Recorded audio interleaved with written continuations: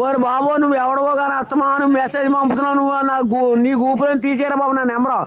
Hey guys, ఎలా ఉన్నారు? ఈ తమిళనాడు పాలిటిక్స్ అనేవి ఎవరికి అర్థం కావు. 107 సీట్స్ లో విన్ అయ్యి కూడా ఇప్పుడు విజయ్ పరిస్థితి అలానే ఉంది. దేశంలో ఎవరు ఎక్స్పెక్ట్ చేయని మెజార్టీ అనేది విజయ్కి వచ్చినా సరే ఇప్పుడు అక్కడ గవర్నమెంట్ ఫామ్ చేయడానికి విజయ్ నానా తిప్పలు పడుతున్నారు. దీనికి కారణం అక్కడున్న గవర్నర్ గారు. గవర్నమెంట్ ని ఫామ్ చేస్తాను ఇప్పటికి 3 times విజయ్ గవర్నర్ యొక్క అపాయింట్మెంట్ అడిగినా సరే గవర్నర్ దానికి రిజెక్ట్ చేస్తారు. అసలు జనమే ఓటేసి విజయ్ ని గెలిపించిన తర్వాత విజయ్ ని సీఎం కాకుండా ఆపడానికి గవర్నర్ కి ఏం రైట్స్ ఉన్నాయి అనుకుంటున్నారా? ఎస్, ఉన్నాయి. వాటినే గవర్నర్ యొక్క విచక్షణాధికారాలు అంటారు. అండ్ ఇండియాలో ఇదేం కొత్త కాదు. అండ్ ఒక స్టేట్ లో గవర్నమెంట్ ఫామ్ చేయడానికి కావాల్సిన మెజార్టీ లేనప్పుడు కూడా ఇండియాలో గవర్నమెంట్ ఫామ్ చేసిన సిచ్యువేషన్స్ అనేవి చాలా స్టేట్స్ లో ఉన్నాయి. ఎగ్జాంపుల్ కి 2019 లో మహారాష్ట్రలో గవర్నమెంట్ ఫామ్ చేయడానికి కావాల్సిన మెజార్టీ అనేది అప్పటికి రాలేదు. 2019 లో మహారాష్ట్రలో కూడా ఇదే సిచ్యువేషన్ లో దేవేంద్ర ఫడ్నవీస్ గారిని అండ్ అజిత్ పవార్ గారిని మెజార్టీ ప్రూవ్ చేసుకోమని అలౌ చేశారు. సిమిలర్ గా 2018 లో కర్ణాటకలో యడ్యూరప్ప గారి గవర్నమెంట్ ఫామ్ చేయడానికి కావాల్సిన సీట్స్ అప్పుడు రాకపోయినా సరే అప్పుడున్న గవర్నర్ గారిని యడ్యూరప్ప గారు అప్రోచ్ అయ్యి నేను సీఎం గా గవర్నమెంట్ ని ఫామ్ చేస్తాను అని చెప్పినప్పుడు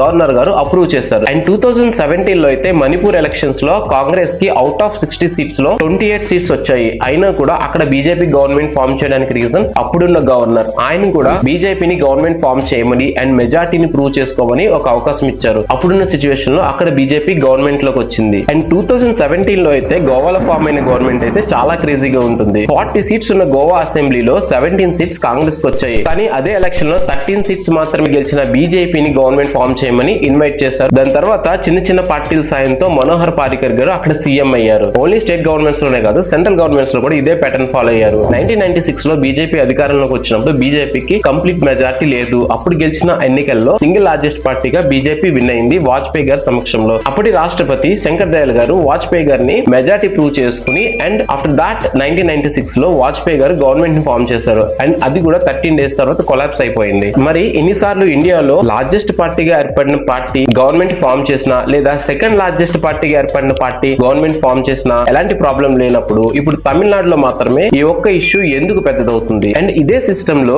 అక్కడ విజయ్ గారిని సీఎం గా గవర్నమెంట్ ఫామ్ చేయమని ఇన్వైట్ చేయడానికి గవర్నర్ గారు రెడీగా లేనప్పటికీ విజయ్ గారు నేను నా మెజార్టీని ప్రూవ్ చేసుకుంటా అని చెప్పినా సరే అక్కడ గవర్నర్ దీన్ని అలౌ చేయడానికి మెయిన్ రీజన్ ఆయన బీజేపీకి అగైనెస్ట్ గా ప్రచారం చేయడం. అండ్ అక్కడ విజయ్ గారు నేను నా మెజార్టీని ప్రూవ్ చేసుకుంటా అని చెప్పినా సరే గవర్నర్ దానికి యాక్సెప్ట్ చేయకుండా డిలే చేయడం అనేది పెద్ద షాక్. అయితే ఇండియాలో సెంట్రల్ గవర్నమెంట్ అనే వ్యవస్థని యూజ్ చేసుకుని ఎలాంటి వర్స్ట్ పాలిటిక్స్ చేస్తుంది అనే దానికి ఒక ఎగ్జాంపుల్. విజయ్ గారు బీజేపీ ఎట్టి పరిస్థితుల్లో నేను సపోర్ట్ చేయను అని చెప్పడమే ఈ రోజున విజయ్ గారిని సీఎం కాకుండా చేస్తుందా? మీ ఒపీనియన్ ని కామెంట్ లో ఖచ్చితంగా మెన్షన్ చేయండి.